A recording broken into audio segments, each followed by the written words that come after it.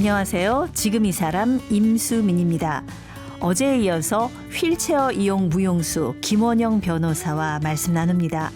김원영 변호사는 자신의 무용과 연극 등 공연 창작 활동을 통해서 장애는 차별받을 대상이 아니라 단지 차이나는 존재라는 것을 확실하게 말해주고 있었는데요. 선천적으로 뼈가 잘 부러지고 자라지 않아서 15년 동안 집안에만 갇혀 살았던 김원영 변호사. 어떤 계기로 세상 밖으로 나올 수 있었을까요? 김원영 변호사가 추구하는 존엄의 퍼포먼스란 무엇일까요? 춤추는 휠체어 이용장애인 김원영 변호사 지금 만나봅니다.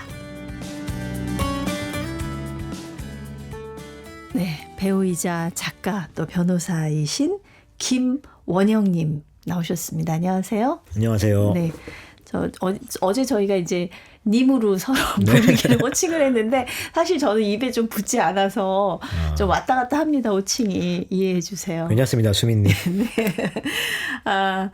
우리 이제 김원영님의 옛날 얘기를 좀 해보자면은 어렸을 때부터 몸이 좀 아팠나요?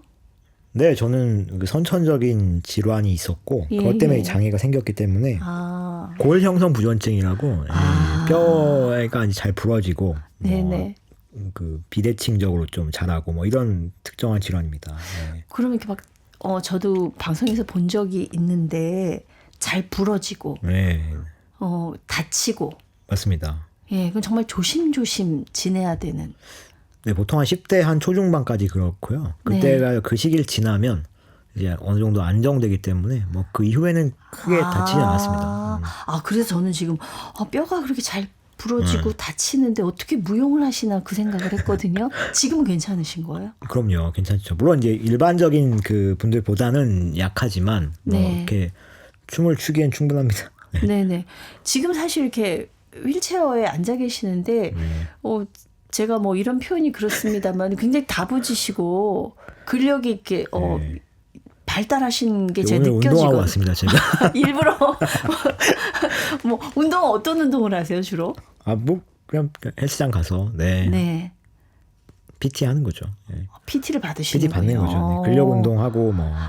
열심히 운동을 하시는군요. 네. 근데 저는 이제 하체는 되게 약하고요. 이제 상체는 제가 주로 이제 저의 일상을 지탱하는 어떤 그런 신체 부위여서 뭐 상대적으로 좀 더 발달을 잘했죠. 네, 그렇군요.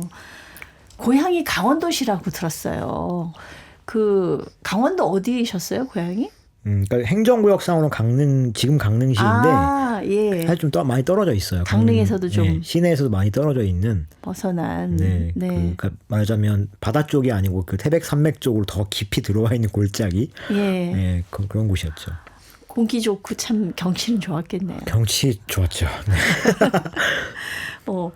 그러면은 외출도 잘 못하고 그렇게 지내셨어요? 네, 저는 주로 집에 있었고 물론 이제 뭐 부모님들이 최대한 그래도 바람도 쏘여주고 하려고 하셨지만 학교를 다닐 수 없었기 때문에 뭐 주로 집에 있었습니다. 네. 학교를 안 다니셨으면 친구들은 어떻게 사귀어요? 그러니까 친구들이 학교 가기 전까지는 저희 집에서 많이 같이 놀았어요. 근데 이제 학교를 친구들이 다니고부터는 특히 이제 뭐 중학교 가고부터는 늦게 끝나니까 뭐 친구를 만날 시간도 거의 없었죠. 그러면 이제 학교 안 다니고 그러면 공부는 어떻게 하셨어요? 이제 서울대까지 나오시고 사실 변호사 하셨는데.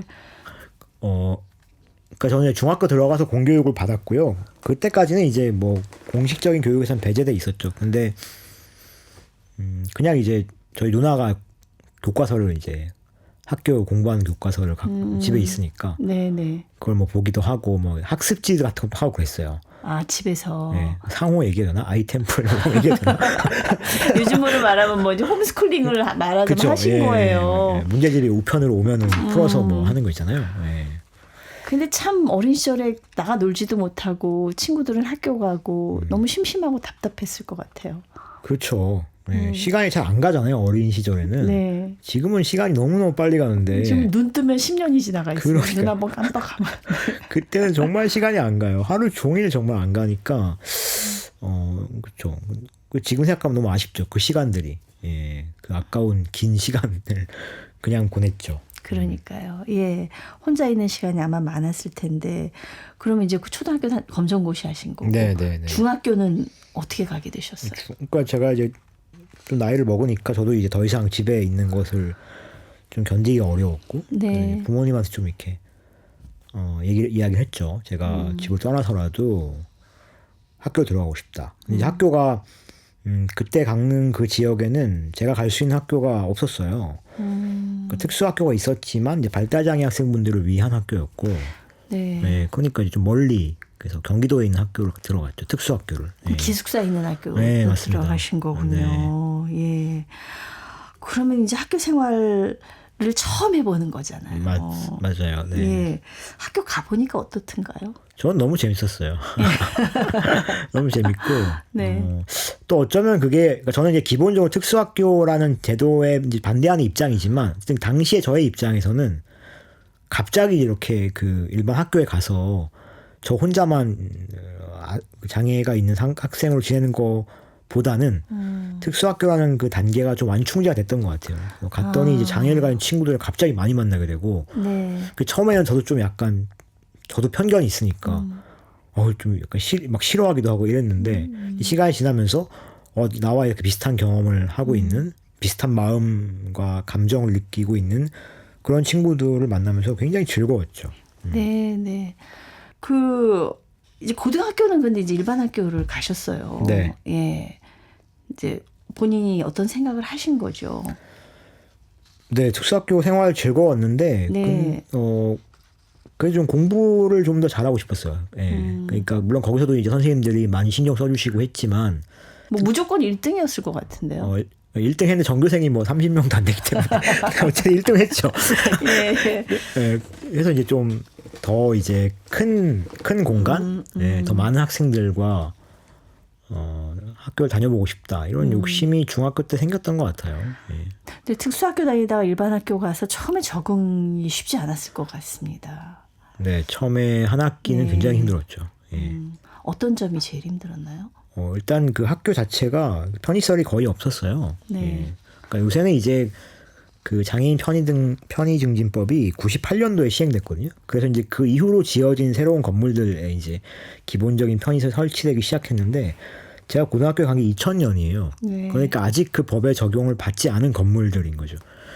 그래서 학교에 뭐 엘리베이터는 당연히 없고 장애인 화장실도 없고 기숙사도 이제 그냥 정말 그래서 모든 생활을 다 그 친구들 도움을 받아야 됐는데 그게 뭐 그 쉽지 않잖아요. 뭐 친구들도 한두 번이지. 그렇죠. 그래서 처음에 이제 그런 거에 적응하는 시간이 제가 또 굉장히 사교적인 사람은 아니거든요. 네.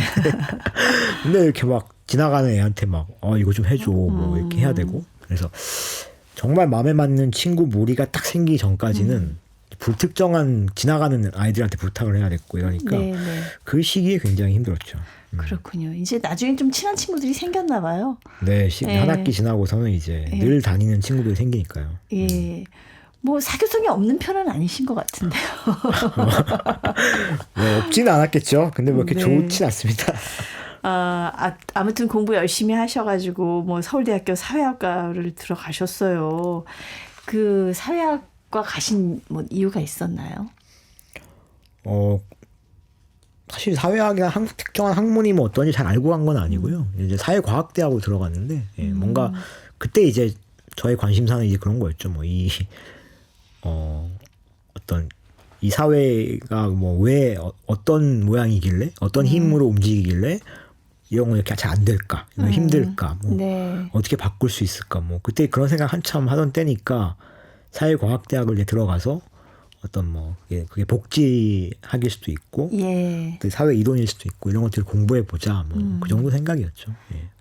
개인이 느꼈던 어떤 여러 가지 불편함이나 네. 불합리한 것들을 어떤 큰 틀에서 한번 바라보고 싶은 그런 네, 마음이 네, 네. 있으셨을 것 같아요.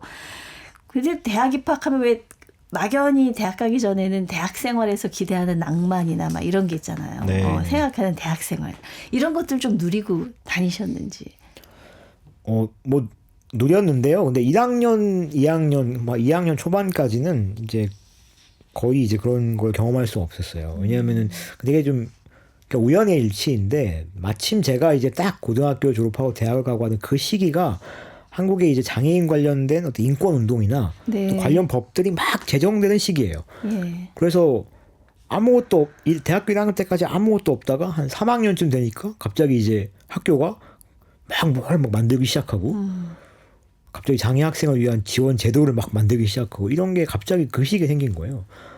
저도 이제 대학 안에서도 뭔가 그런 활동을 하기도 했지만 그래서 초반에는 뭐 정말 그 고등학교 때랑 똑같이 네, 네. 예, 뭐 어디 가기도 어렵고 밥 먹기도 어렵고 수업 듣기도 어렵고 그 서울대가 그 크게 넓기도 넓고 네. 뭐 산 위 올라가야 되고 이러니까 사실 진짜 녹록치 않은 환경이었을 네. 것 같아요.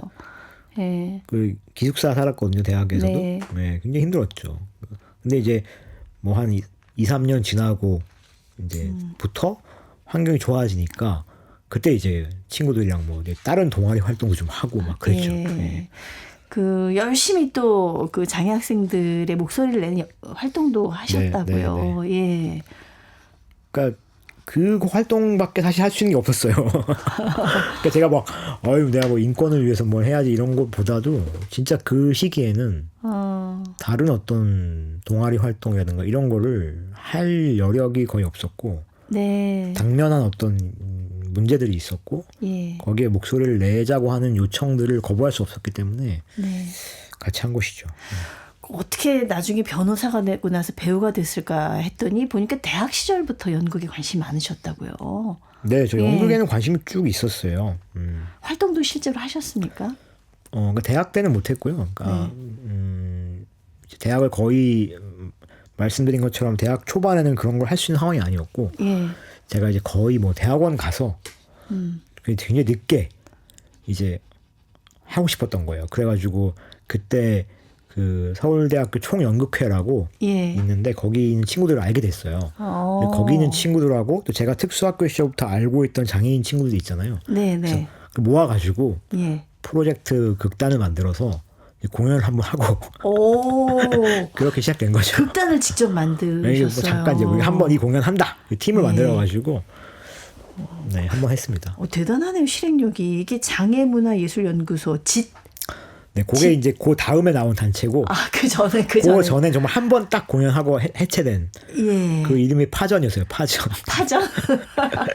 파전이라는 단체를 네. 같이 친구들이랑 같이 만들었죠. 파전 다음에 이제 짓을 만드신 거예요. 네, 무슨, 맞습니다. 예, 연상이 되기는 하는데. 네, 뭐 몸짓 뭐 네. 그런 거죠. 네. 그렇죠. 여기서는 어떤 활동들을 하셨어요?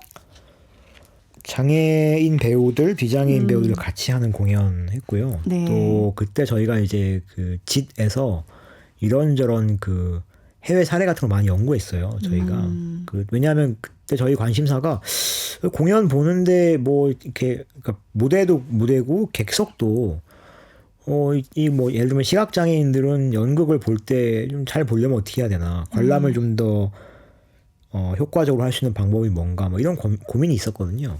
그래서 그런 사례들 우리가 이제 요즘은 이제 그거를 뭐 베리어 프리 연극, 베리어 프리 영화 이렇게 말하거든요. 그 작업들을 한 거죠 사실. 그러셨군요. 책을 참 여러 권 내셨는데 이번에도 책을 하나 내셨습니다. 휠체어 이용 장애인 무용수로서의 어떤 경험과 철학을 담아서 온전히 평등하고 지극히 차별적인 제목이 어렵네요. 이게 약간 그 이율배반적이기도 한데 온전히 평등하고 지극히 차별적인 이게 무슨 뜻인가요? 온평지차라고 부르겠습니다. 예, 요즘 다 줄이더라고요. 네, 온평지차. 네. 너무 사실 어렵죠. 제목 자체도 좀 어렵고. 저는 이게 이 책에서 그러니까 우리가 서로를 평등하게 대우하고 존중하고 그러면서도 또 동시에 한 사람 한 사람이 다른 사람과 지극히 차별화되는 어떤 그 사람만의 고유한 역량이랄까요? 그런 것들을 발전시키고 표현할 수 있는 그런 무대 혹은 그런 세계를 좀 보여드리고 싶었어요. 그게 무엇인지를.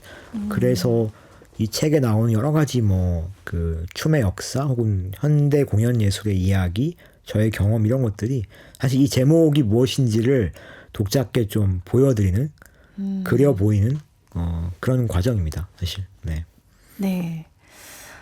온전히 평등하고 지극히 차별적. 여기서 차별은 어떤 그런 차별보다는 어떤 차이나 개성 같은 걸 그런 걸 뜻한다고 봐야 되겠네요. 네, 뭐 그쵸? 부당한 어떤 배제 이런 거라기보다는 네. 다른 사람과 다른 것으로서 아주 고유하게 차별화되는 네, 그런 네. 의미죠. 네.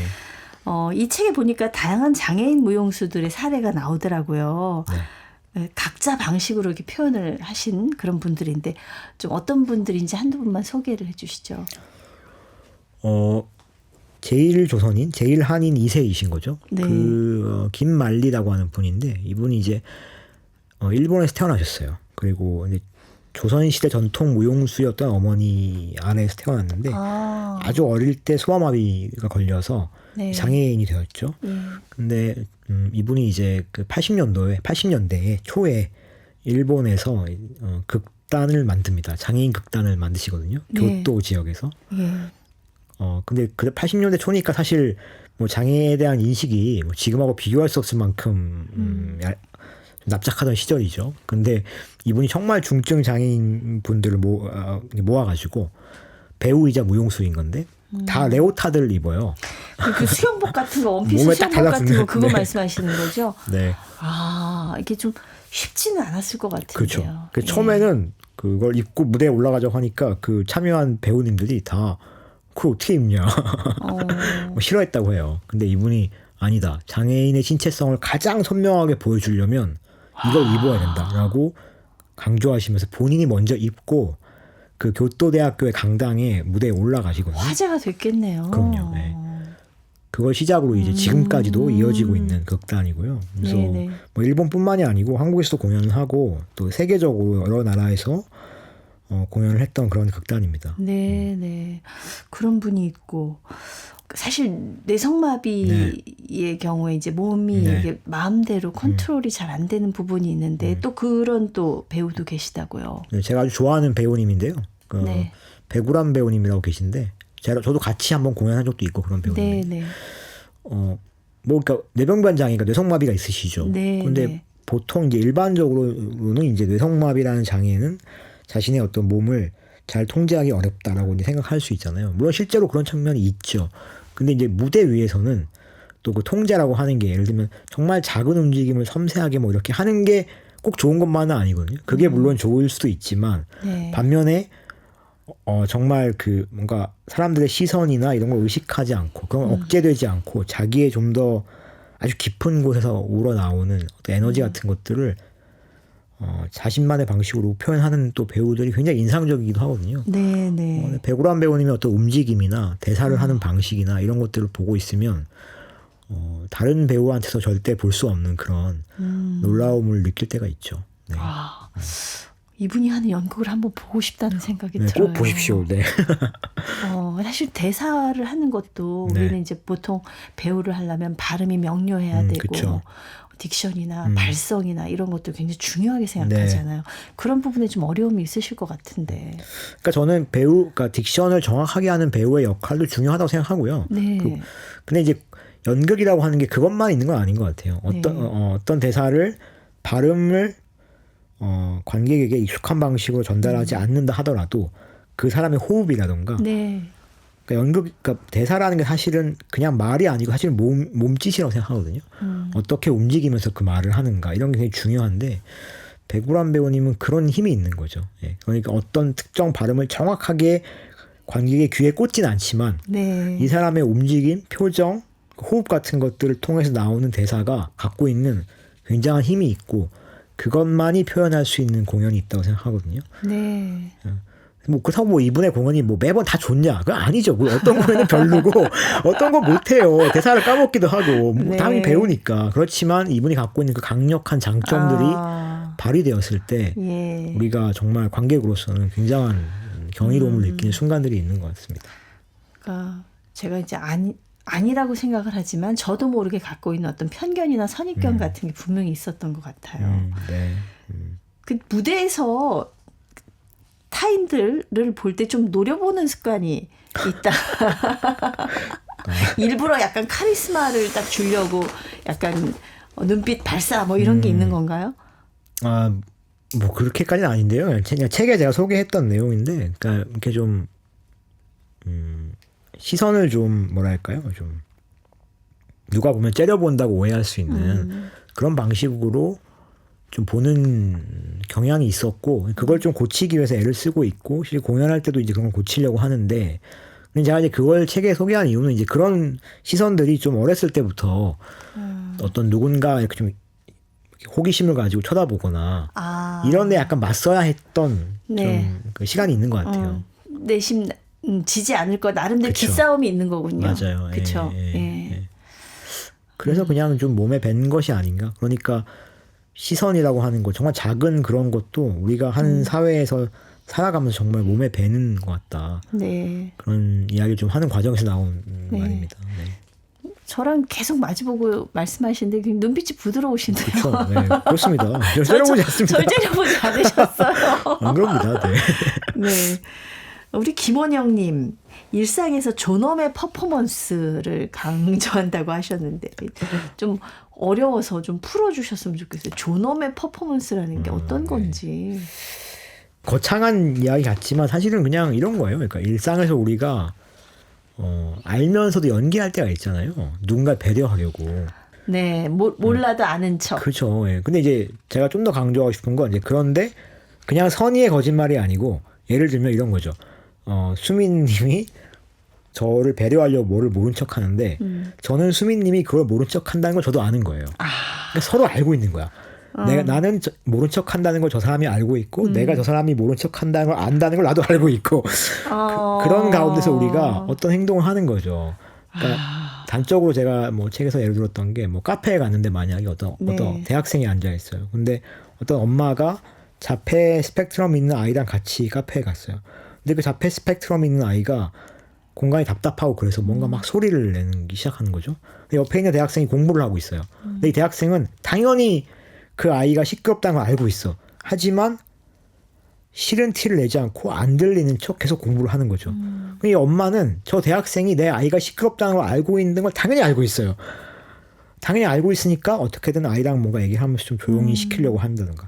근데 이 과정에서 사실 연기를 하고 있는 거죠, 서로. 그렇네요. 네. 예. 근데 저는 근데 그런 과정이 정말로 우리가 평소에 만나기 어려운 진짜 타인을 존중함으로써 서로를 존엄하게 대우하는 어떤 가치가 그런 연기의 과정에서 네. 이렇게 피어난다라고 저는 생각해요. 그러니까 대놓고 막 괜찮아요. 뭐 이렇게 하는 것보다 그쵸. 배려하는 네. 것보다 때로는 그렇게 그럼요. 무심한 듯 네, 지나치는 게 그게 사실은 더 네. 배려일 수도 있고 그럼요. 서로를 네. 생각하는 마음일 수도 있다. 너무나 중요한 말씀을 해주셨어요. 사실 우리 김원영님은 이 장애인분들 사이에서는 사실 성공과 희망의 아이콘입니다. 그런가요? 모르겠는데 저는. 아니 S대를 나오셔서 네. 변호사도 됐고 베스트셀러 작가도 됐고 연극도 하고 무용도 하고 이렇게 창작자가 되셨잖아요. 근데 모든 장애인이 이렇게 살기는 어렵잖아요. 네. 혹시 장애인과 장애인 부모들에게 해주고 싶은 그런 얘기가 있으신지요? 본인의 경험을 돌아보면서. 네, 사실 이런 뭐 질문이 참 어려운데요.